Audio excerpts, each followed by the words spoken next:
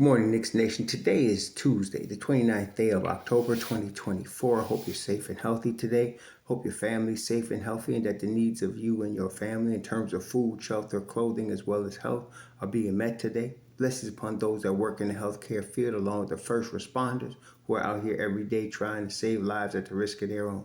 Those also that pick up garbage, keep our streets and sidewalks clean. And those that make deliveries for our convenience. Double blessings on the men and women out here trying to help, rescue, deliver, and recover teenagers and children that are the victims of child molestation and pedophilia. People that are also victims of prostitution, child prostitution, pornography, child pornography, human trafficking, and sex slavery. Double curses on the perpetrators, the profiteers, and the perverts that make these industries go. Double blessings also on the homeless. More than 600,000 men, women, children, families, senior citizens, homeless in the streets of the United States of America, and millions around the world in similar or worse conditions. Blessings upon them, for theirs is the kingdom. There was a basketball game last night. The New York Knicks lost to the Cleveland Cavaliers last night, 110 to 104. Now, the thing is that before the game, we were saying that this was going to be a test. And the reason we were saying it was going to be a test is because we were missing Precious Achiuwa, Landry Shamet, Mitchell Robinson, right? And Cleveland had won 3 straight.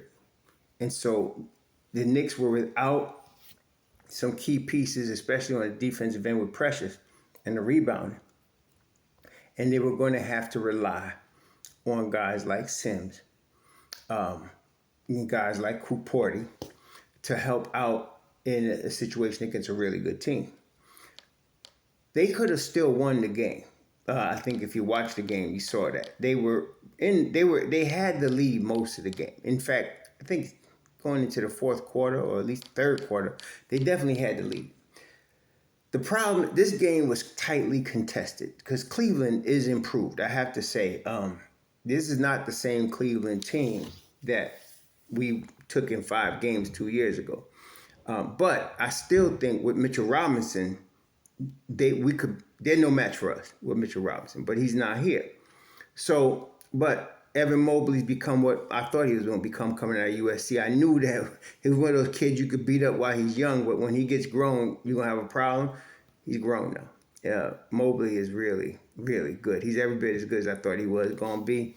And already defensive stopper, and now he can score. He can take it on the floor.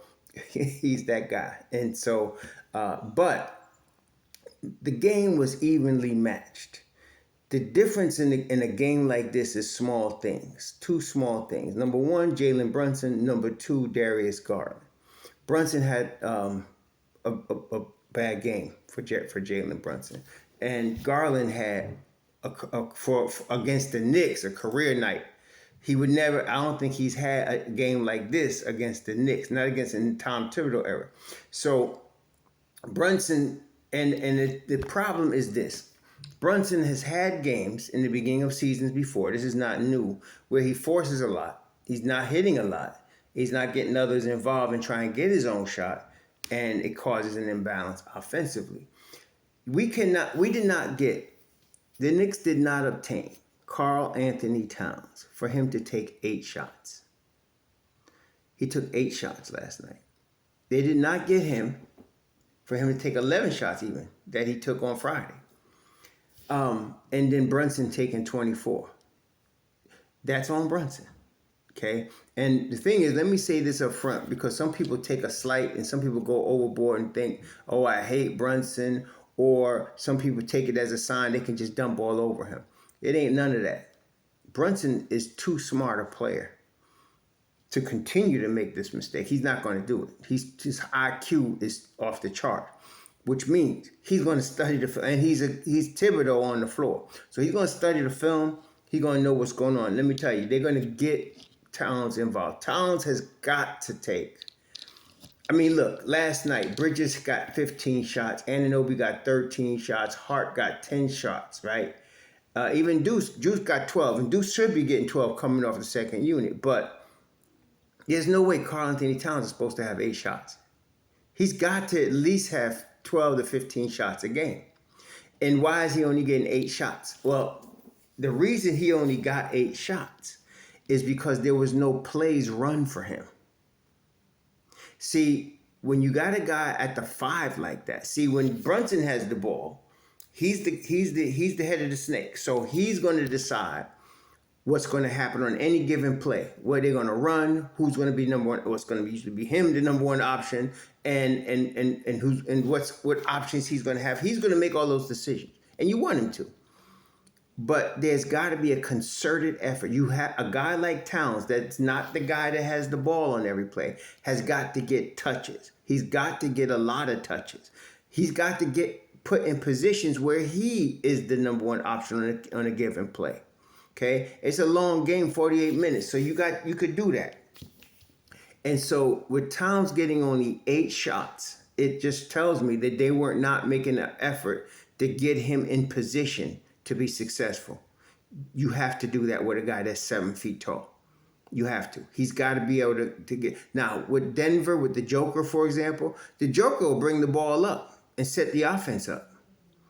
Okay? Therefore, he's got the ball in his hands. He's going to dictate what play is being run and how it's being run. So he's going to get his shots. He's going to get his touches. Same with Joel Embiid. A lot of times he'll come down the floor with the ball. That's not Towns. He can do it, but you don't want him doing that. You want him to be set up. You want to set plays for him. You want to run picks for him. You want to get him the ball in his favorite spots. And that's what they did not do. So a game that this was this close, the Knicks could have won this game, and this is a good learning tool. This is the way we look at this. The Knicks are going to be very good this year.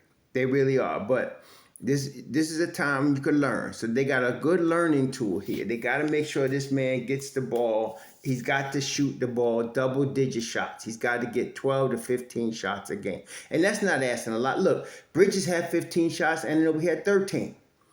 And Hart had 10. You could get Towns 12 to 15 shots, and that will change the complexion of a game. Because just him as a threat from the 3 opens the floor up. The floor is wide open because of Towns, okay? And his threat from the 3-point line. So we got to be, and I believe they will. So let me just put it this way. They're going to do a better job of that. They are. Because this team is too good. Jalen Brunson is too smart. Tom Thibodeau is too detailed. They're going to get this guy the ball more. That's number 1. Number 2, I was surprised to see Hukporti. I thought the first guy that would be of the rookies to play would be Hukporti. I think I said that several times, but I didn't think he would get that many minutes. And especially what was really the shocker to me is that Sims was not hurt. I thought Sims might have been hurt. He only played 4 minutes. So I said, oh, he must be hurt. He wasn't hurt. Thibodeau has soured on Sims, okay? And Hukporti, as a rookie, has earned these minutes. Now, this is the thing. When Precious comes back and when Mitch Robb comes back, he ain't going to play. But it's good to have him now in this situation. He did, he started off really strong in the early minutes, but he's a rookie. So how it works with rookies is this. Like last night was typical. So Hukporti comes off the bench, brings a lot of energy. He's excited. He's playing hard. But what happens, a team like Cleveland will start to say, oh, he's still on the floor, and they'll start to exploit him. And how they do it is the ball will move left to right. Players will move left to right, and Hukporti won't know which way anybody is going, because in the league, things go real fast. That's why the 5 position is hard to learn. The ball is, when you're on the floor, if you ever see a game in real time, it's moving really, really fast. And so the 5 guys got to call out everything that's happening. And so he's just learning that. And that's why I say, rookies don't get a lot of time with Tibbs, especially at the 5, because of that, see? So he played, and so immediately, he started off immediately great energy, but then he started getting diminishing returns because Cleveland figured out, oh, he's staying on the floor a long time. Okay, let's attack him. And they did. It's all good, though. It's part of being a rookie. And the Knicks really didn't have any other options. If you take Sims out of the equation, which Tibbs did, you don't got much left. So there's that. Now, with respect to injuries, Josh Hart, I knew he was going to play yesterday. I think I mentioned it. I'd be surprised if he didn't play yesterday. An ankle ain't going to stop him. But yesterday, he got slammed to the floor by Niang, hurt his neck. Then Karis LeVert plays linebacker and runs into his knee.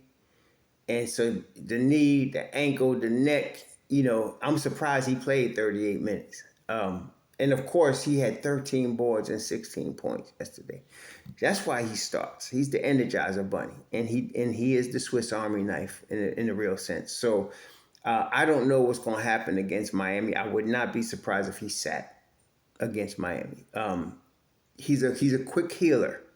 He is, and of course we know he's tough. But they do have a game Friday, so he could sit against Miami and then come back Friday and play. I wouldn't be surprised if they did that. Deuce McBride looked like Deuce McBride. He looked really good. He ended up with 14 points. He played stellar defense. He was the only one that had a shot at guarding Garland last night. That he was good. But we were really short in terms of bench last night. No Sims, no Precious, no Mitch Robb. And then when Hart went out, it was tough. It was going to be tough. So, but they still could have won the game. Like I said, I needed Towns to get more. And I'm not blaming Towns. I'm blaming Brunson and Tibbs. And they know. As I'm saying, they're going to have to get this man some more shots. So we did not get him. He's one of the best offensive players at the 5 spot in the league. Okay, he is definitely, as far as offensive talent, he's only him, Joker, and Embiid. That's it, as far as offensive talent at the 5. And so you got to get this man shots, okay? You cannot have a game where he gets only 8 shots and expect to win on a consistent basis. That's why you got him. He's not Mitchell Robinson. Mitchell Robinson don't need the ball. Mitchell Robinson, is offensive rebounding machine, and he's going to be protecting the rim. So you don't need to call no plays for Mitchell Robinson. But when you got Cat out there, you have to utilize him. And so I feel like they're gonna take advantage of that going forward. Bridges and Anunoby continue to look good. Because of the lack of bench depth, they both played heavy minutes last night. Bridges plays 40. Anunoby plays 37. Brunson and Hart played 38. McBride played 29. And that's probably going to have to continue going into Miami. Hukporti played 12 minutes. I expect that to continue. And he may get more against Miami, but he's going to get in foul trouble if he does. Then Payne also. So the Knicks is a test right now. But we do need Precious back. We do need Shamet back. When we get these 2 guys back, we'll be in a lot better shape. But for now, we got to grind. Next man up. And so next man up at this point is Hukporti. Let's get this done. So Miami next, another tough team. I don't think Miami's as good as Cleveland, talent-wise. But it's Miami, and it's Miami Knicks. So it's going to be and it's in Miami. So we know, first of all, half the crowd's going to be Knicks, Knicks fans. And then second, it's going to be a tough game. So I think the Knicks will be in a good position there. Towns I can guarantee you he's going to get at least 12 shots against Miami. He's going to get at least 12 shots. He shouldn't have to be forcing, like in the preseason, he was forcing some shots. He shouldn't have to do that. But they need to set picks. They need to set plays for him to get the ball in his favorite spots.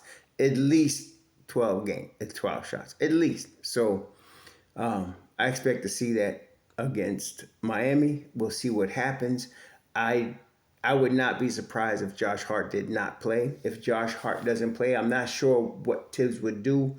If he would start McBride, he probably will start McBride. If Hart doesn't play, he's going to start McBride. And last night, it was an 8-man rotation. You probably going to still see an 8-man rotation, maybe even a 7-man rotation. Don't be surprised. Tibbs will do stuff like that. But last night, it was Hukporti, Payne, and McBride. That was your rotation coming off the bench. It was an 8-man rotation. So I wouldn't be surprised if that continues. You might just see Payne and Hukporti, on Wednesday. If Sims are going to get some minutes, but we'll see what happens. Because this is the thing about Tibbs. Once you win his trust, You have won his trust. And he's going to play you. Look at Hart, look at McBride. He's going to play you. But if you lose his trust, it's hard to win it back. It really is. It's hard to win it back. Once you lose his trust, Cam Reddish, it's hard to win it back. Kevin Knox, hard to win it back. That's the problem. So I don't know what's going to happen with Jericho, but we'll see.